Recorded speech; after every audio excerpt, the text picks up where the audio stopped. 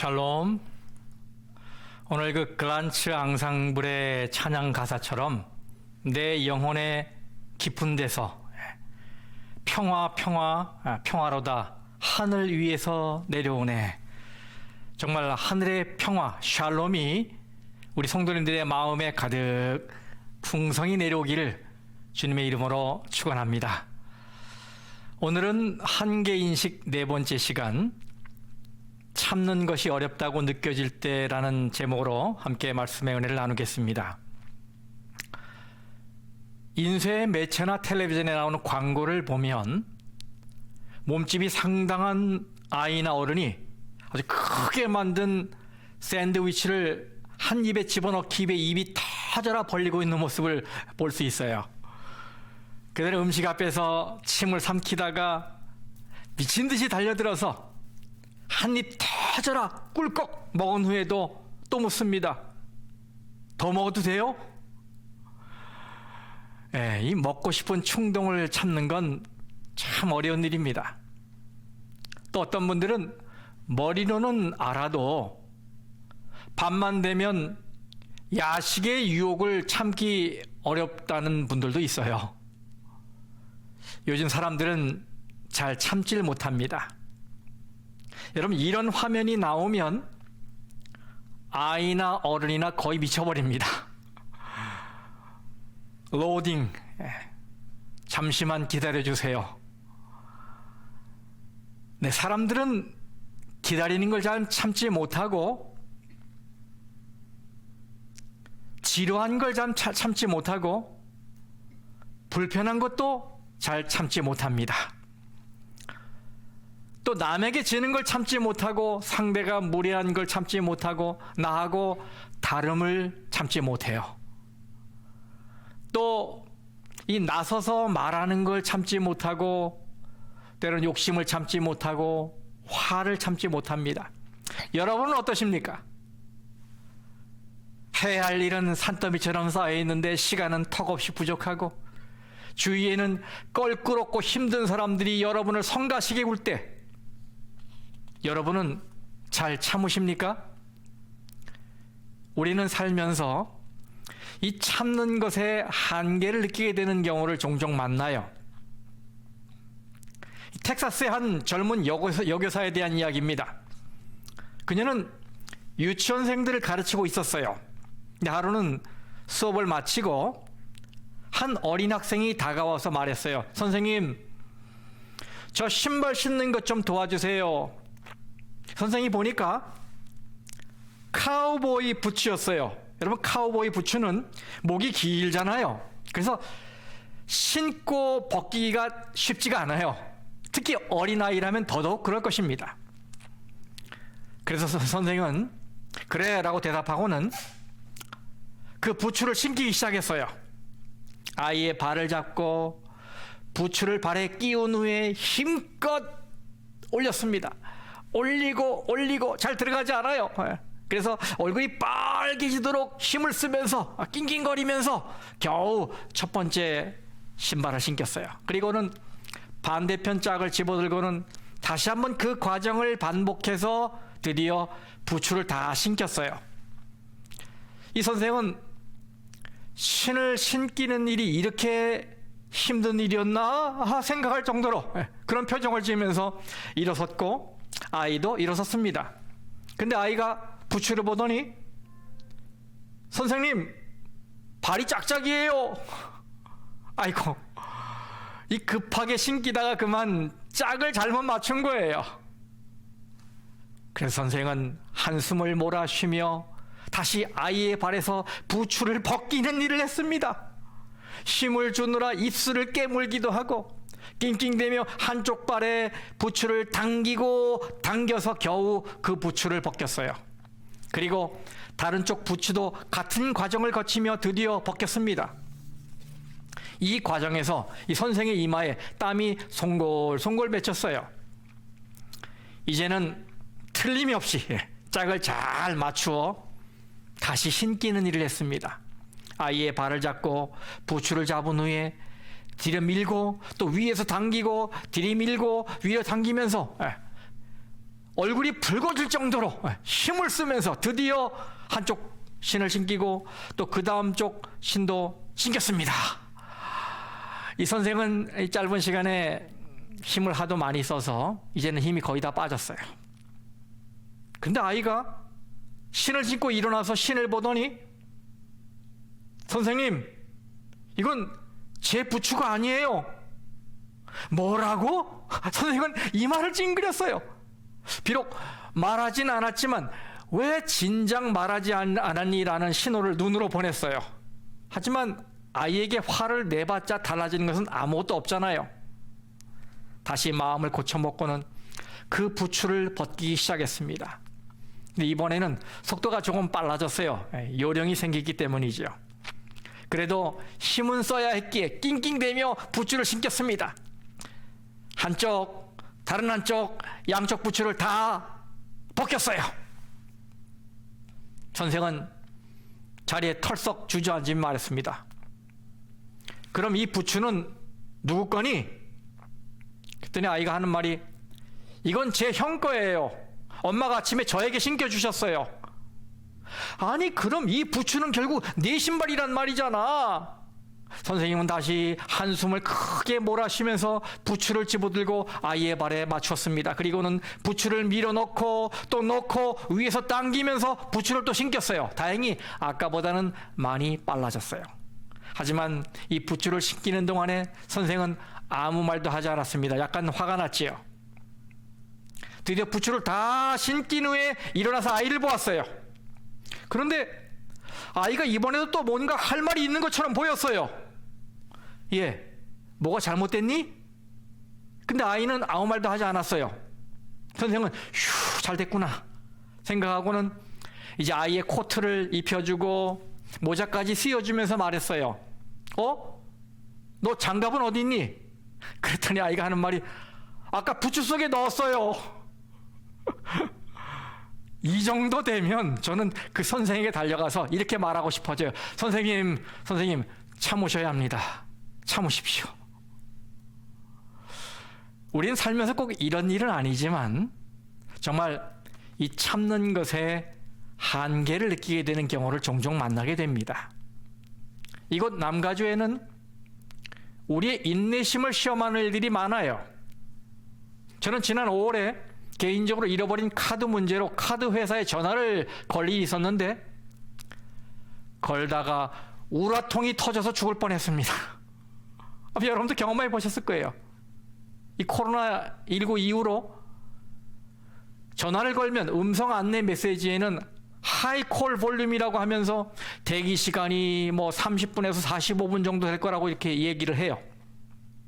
그런데 실제는 1시간이 지나고 2시간이 지나도 계속 시끄러운 음악 소리만 나오고 전화를 받지 않았어요. 또 그러다가 그냥 끊어지는 바람에 다시 걸어야 했어요. 결국 그날 제가 통화를 못하고 그 다음날에도 시도했지만 결국 또 통화를 못했어요. 여러 날이 지나서야 상담원과 연결이 되었는데 해당 부서로 옮겨가는 도중에 또 전화가 끊어지는 바람에 처음부터 다시 시작해야 됐어요. 참는 것이 참 어렵다는 걸 뼈저리게 체험했습니다. 어떤 분은 도로가 주차장이 돼버린 이 프리웨이 상에서 화를 참고 있을지 모르겠어요. 어떤 분은 좁은 도로의 공사 구간에 수도 없이 세워진 스탑 사인을 보면서 으르렁거릴 수도 있습니다. 이 모든 것들은 내가 가진 인내심을 시험하는 것들입니다. 그래서 여러분에게 질문하겠습니다. 성도 여러분, 여러분은 잘 참고 계십니까? 삶이 여러분 뜻대로 되지 않고 여러분을 사정없이 끌어당기고 또 다른 방향으로 사정없이 거칠게 밀어낼 때 여러분은 인내심을 잘 발휘하고 있습니까? 성경은 인내를 중요한 덕목으로 생각해요. 여기 전도서 7장에 있는 말씀을 읽어보겠습니다. 전도서 7장 8절. 일의 끝이 시작보다 낫고 참는 마음이 교만한 마음보다 나으니. 여러분, 이 끝이라는 시간은 잘 참아낸 자만이 맞이할 수 있는 시간이에요. 그렇지 않습니까? 예. 끝은 참은 자만 맞이할 수 있는 시간이에요. 시장은 거창한데 중도에 포기한다든지 끝이 흐지부지 된다면 사실은 안함만 못한 것이지요. 그래서 우리는 조급한 마음이나 교만한 마음을 버리고 겸손한 마음으로 우리 주님만 의지하고 나아가서 마지막 날 예수님께로부터 잘하였도다, 착하고 충성된 종아라는 칭찬의 소리를 들어야 하겠어요. 그렇죠? 또 갈라디아 5장에서는 사도 바울이 성령의 9가지 열매를 말하는 중에 오래 참음, 인내를 언급하고 있습니다. 여러분, 몇 안 되는 리스트에 인내가 올라갔다는 것은, 인내는 정말 우리 그리스도인들의 삶의 중요한 덕목임에 틀림없어요. 성도 여러분, 살면서 참는 일에 실패하여 실수를 저지르고 또 참는 일에 한계를 느끼게 되었다면 이제 우리 앞으로 어떻게 해야 할까요? 전 오늘 지혜 문학 중에서 잠언에 있는 말씀으로 인내 교훈을 찾아보려고 합니다. 지혜 문학은 우리가 어떤 삶을 살아야 하는지, 또 얼마나 현명하게 살아야 하는지에 대해서 실제적인 가르침을 주는 책이에요. 잠언 19장 11절 말씀을 읽겠습니다. 잠언 19장 11절. 노하기를 더디하는 것이 사람의 슬기요, 허물을 용서하는 것이 자기의 영광이니라. 이 말씀을 다른 번역본으로 보면 느낌이 조금 달라요. 공동 번역에는 사람이 슬기로우면 좀처럼 화를 내지 않는다, 남의 허물을 덮어주면 영광이 돌아온다, 이렇게 돼 있어요. 이 앞에 말씀이 NIV 성경에는 이렇게 번역이 돼 있어요. A person's wisdom is patience. 이거를 우리말로 하면 사람의 지혜가 인내를 낳고, 네, 지혜가 인내를 낳는다. 살면서 애써 참아야 하는 상황을 미리 피할 수만 있다면 얼마나 좋겠습니까? 예를 들어서 사람을 고용한다고 할 때에 게으름을 피우고 말을 듣지 않는 일꾼 때문에 스트레스를 많이 받으니까 아예 처음 고용할 때 성실하고 또 말만 하면 잘 순종하는 그런 일꾼들만 고용하면 문제가 없겠지요. 근데 그게 가능한 일입니까? 물론 스트레스가 될 만한 것들을 미리미리 없앤다면 뭐 조급해하고 안달하고 화가 나는 일은 줄어들겠지요. 하지만 현실은 그렇지 않아요. 이 세상 일은 내가 원하는 대로 절대로 돌아가지 않잖아요. 그래서 우리는 일을 하거나 사람과 관계하다가 이 성질을 이기지 못하고 화를 발산하고 때로는 맞서서 싸우는 경험도 하게 되는 것입니다. 그런데 여러분, 그럴 때마다 어떤 거 경험합니까? 저는 꼭 후회하게 돼요. 왜 그랬을까? 아쉬움을 갖게 돼요. 그리고 그렇게 참지 못했던 자신을 자책하기도 했습니다. 아마 여러분도 그런 경험 하셨을 거예요. 그래서 좀 더 이 건강한 방법으로 잘 참을 수만 있다면 얼마나 좋을까 하는 이 바람을 가져봅니다. 그런데 하나님의 말씀은 오늘 우리에게 교훈하고 있어요. 지혜가 인내를 낳는다. 네, 현명한 사람이 되라는 말씀이지요. 제가 글을 읽다가 이런 기사를 보게 되었어요. 1997년은 이 젤라틴 디저트인 젤로의 창립 100주년이었습니다. 이 젤로는 아이들이 좋아하는 달콤한 젤라틴 디저트이지요. 1897년에 뉴욕주 북부에서 목수일을 하고 있던 펄 웨이트이라는 남자가 있었어요. 남자 이름치고는 너무 여성스러운 이름을 가진 남자예요. 펄. 그런데 그는 특허 의약품으로 돈을 벌기 위해서 젤라틴에다가 과일향, 설탕, 색소가 첨가된 달콤한 혼합물을 만들었어요. 그리고 그것을 이제 집집 다니면서 방문 판매를 시작했습니다. 그리고 그의 아내가 거기다가 젤로라는 이름을 붙여주었어요. 바로 이것이 20세기에 미국 어디에서나 먹을 수 있는 디저트의 시작이었어요. 그런데 이 사람이 집집 방문에 판매했는데 판매 실적이 기대감만큼 나오지 않았어요. 그래서 아주 크게 실망합니다. 그러던 어느 날에 오라털 우드월드라는 친구가 찾아왔어요. 이봐 친구, 내가 $450를 줄 테니까 그 상표를 나에게 팔아라. 네, 이렇게 해서 이 젤로라는 상표가 오라털 우드월드에게 넘어갑니다. 사업을 인수받은 이 오라털은 지혜를 발휘했어요. 그는 이 집집 방문 판매가 많은 시간과 많은 노력 그리고 많은 인력이 동원돼야 하는 일이라는 것을 알게 돼서 이건 낭비다. 그래서 사업 전략을 바꿔서 이제는 광고를 해서 연락이 오는 데만 찾아가는 방법을 택했어요. 레시피를 또 이렇게 주면서 만드는 법을 이렇게 해서 가정에서 만들게 했어요. 그랬더니 사람들이 관심을 갖기 시작하는 것입니다. 예. 그러면서 이 어려운 상황을 인내하면서 이 사람이 꾸준히 사업을 키워나갔어요. 그랬더니 $450를 투자해서 시작한 그 사업이 불과 8년 만에 $100만 사업으로 번창했어요. 그로부터 120여 년이 지난 오늘날 이 젤로는 매일 100만 상자 이상이 팔리는 디저트 상품이 되었어요. 이 디저트를 발명한 사람의 이름은 웨이트였어요. 웨이트. 기다린다 이런 말이잖아요. 근데 기다리는 일에 실패했어요. 그래서 그 대가를 가족에게 남겼습니다. 이 웨이트이 44살의 이 젊은 나이에 세상을 떠났는데 젤로라는 이름을 만든 그의 미망인 메이는 가족을 부양하기 위해서 바느질을 해야 했고 하숙을 치면서 어렵게 살아야 했습니다.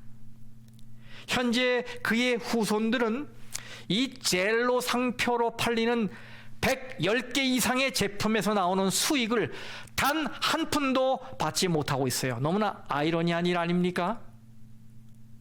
이 모든 결과는 이 펄 웨이트이 기다리지 못했기 때문이에요. 잠언의 말씀은 이것입니다.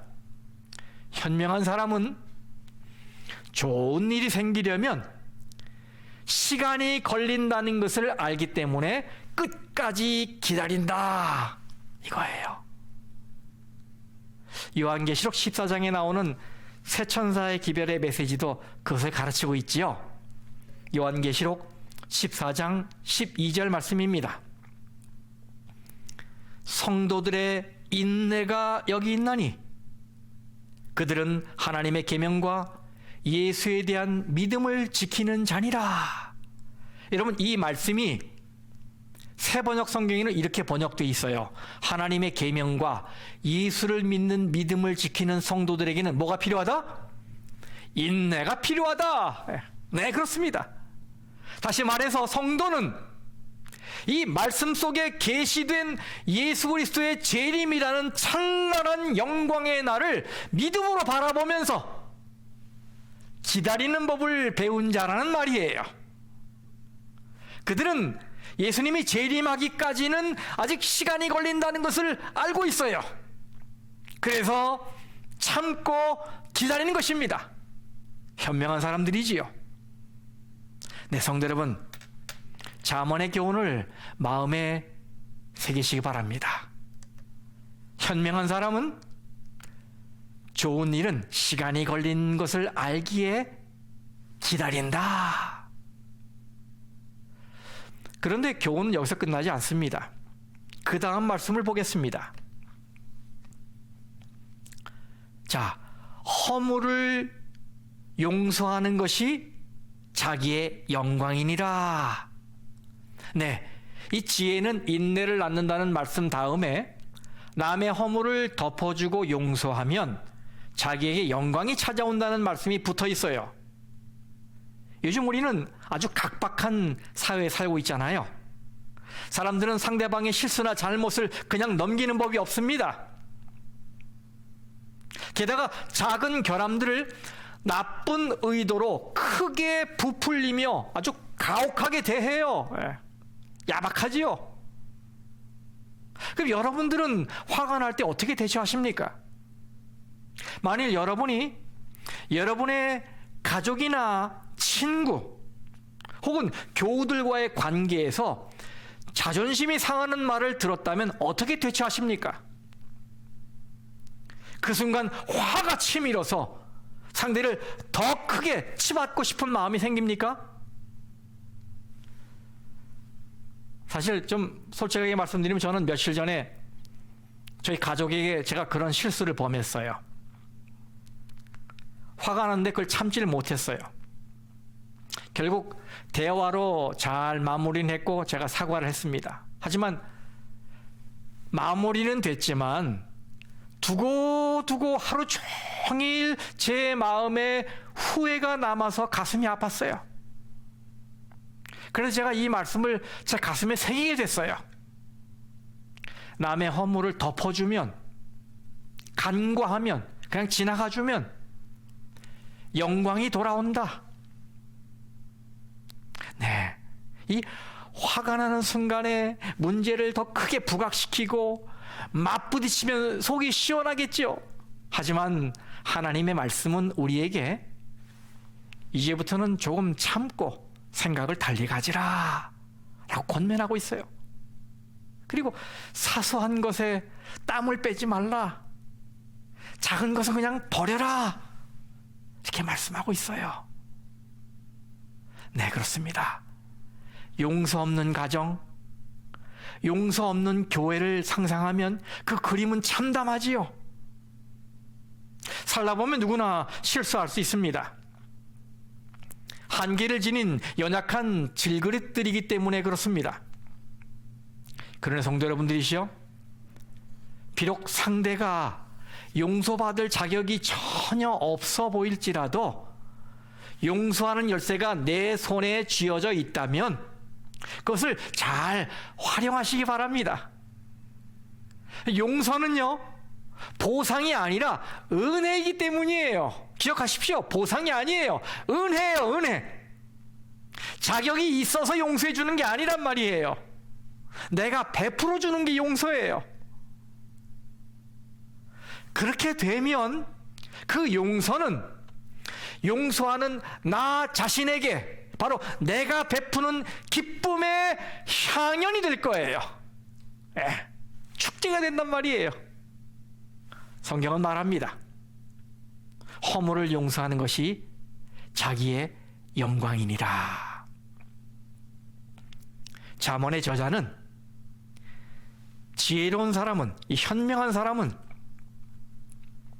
당장 대립을 해서 문제를 해결해야 할 때와 그것을 그냥 무시하고 넘겨야 할 때를 구분한다는 것을 암시하고 있어요. 우리는 경험하지요. 지난날 그렇게 중요하게 생각해서 세상이 곧 무너질 것이라고 생각하고 맞상대했던 그런 일들이 지나고 보면 참 부질없는 일이었고 그냥 넘겨도 되는 하찮은 일이었는데 라며 후회하는 일들이 많이 있잖아요. 예를 들어 밤중에 이웃집 개가 지저대서 잠을 설치게 되었을 때 이웃집을 향해 한바탕 큰 소리를 지르고 싶어지지요. 그러나 그럴 때 한 발 뒤로 물러서서 과연 그것이 매일 바라봐야 하는 그 이웃과 싸울 가치가 있는 일인지 생각해 보는 것입니다. 그리고 그것이 5년 후에 생각할 때도 그렇게 이웃집과 감정 대립을 하며 싸우고 맞서야 할 심각한 문제일까를 생각해 보는 거예요. 여러분의 자녀가 여러분이 가르친 대로 하지 않고 엉뚱한 행동을 하는 것을 볼 때 화가 나서 막말을 해대며 벼락을 치고 싶을 때가 있지요. 그러나 그때 한 발 뒤로 물러서서 과연 사랑하는 내 자녀의 인격에 손상을 주는 말을 지금 하는 것이 최선일까? 이거를 생각해 보는 것입니다. 그리고 지금 심각하다고 생각하는 일이 과연 5년 후에도 정말 그렇게 중요한 문제가 될까? 이거를 생각해 보는 것입니다. 여러분, 사실 돌이켜보면 사소한 문제들 때문에 어려운 시기를 보냈던 일들이 얼마나 많습니까? 그러므로 그런 면에는 우리는 더 이상 실수하지 말아야 합니다. 우리의 삶에는 정말로 중요하고 중요한 문제들이 있어요. 그것은 시간이 지나도 변함없이 중요한 문제들이에요. 그러니까 중요한 것과 사소한 것을 구분하시기 바랍니다. 그리고 작은 문제들에 파묻혀서 땀을 흘리며 죽어라 붙들고 있는 세상 끝난 일처럼 생각하는 이런 실수를 하지 마십시다. 저는 여기 이 glory, 영광이란 말이 중요하다고 생각해요. 상대의 허물이나 과오를 너그럽게 보아주는 것을 영광이라고 하나님 표현하셨어요. 이 영광이라고 할 때 그것은 뭔가 좀 아름답고 좋은 것을 의미하는 것임에 틀림없잖아요. 존 오트버그는 꽤 유명한 이 복음주의 기독교 작가이자 연사입니다. 그가 달라스 윌라드 박사에 대해서 이런 말을 했어요. 이 달라스 윌라드는 이 미국에서 가장 영향력이 있는 철학자였습니다. 지금은 돌아가셨죠, 이분이. 특히 그리스도인 영성 개발 분야의 권위자였습니다. 이 윌라드가 가르치는 수업이 끝날 무렵에 한 학생이 꽤 공격적인 자세, 전투적인 자세로 이 교수에 대해서 적대감을 드러냈어요.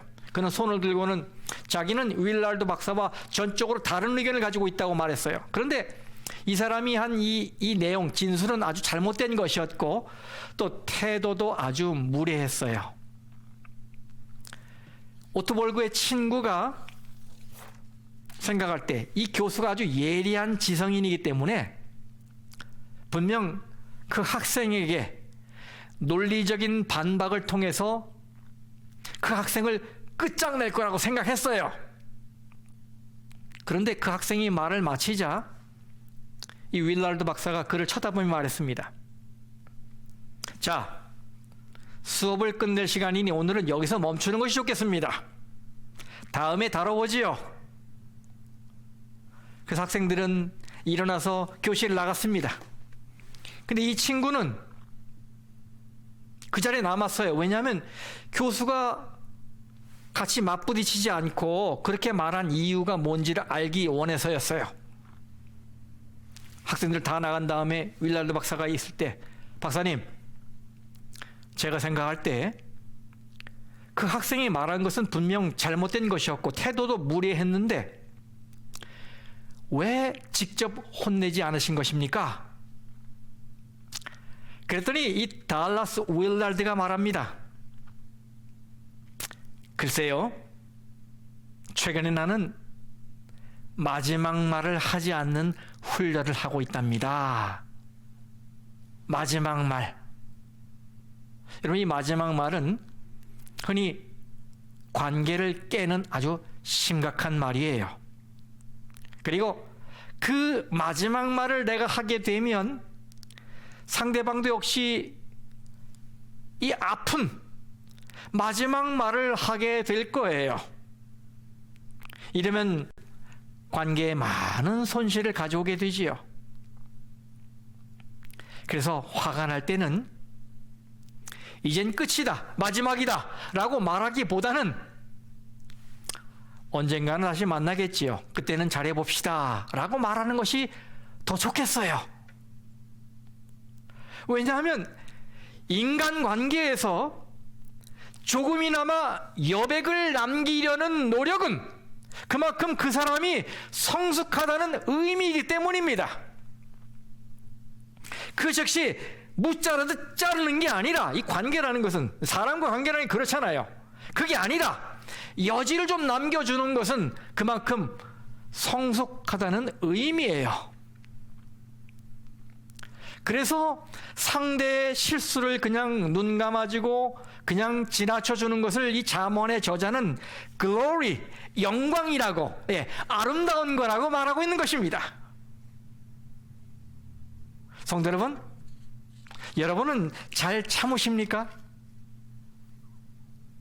물론 무작정 참아서는 안 되는 것들도 있어요. 예를 들어 몸에 건강에 이상 증상이 있는데 이건 참아서는 안 되지요. 또 마음에 밀려오는 슬픔, 마음에 밀려오는 화, 이거 무조건 참아서는 안 돼요. 이건 건강하게 발산해야 돼요. 그렇죠? 건강하게.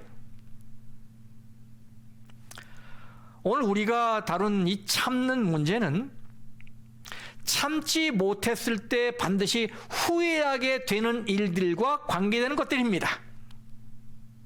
만일 내가 이 참아내는 품성이 부족하다고 느껴진다면 오늘 이 말씀, 이 하나님의 말씀에 마음을 기울이길 바랍니다. 현명한 사람은 좋은 일에 시간이 걸리는 것을 알기 때문에 기다린다. 그리고 용서해주고 그냥 넘어가주는 것은 자기에게 영광이 된다.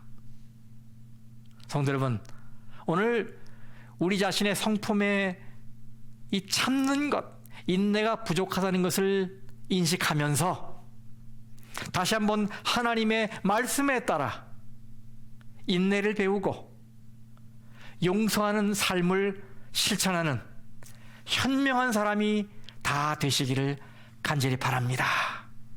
이제 말씀 마치겠습니다.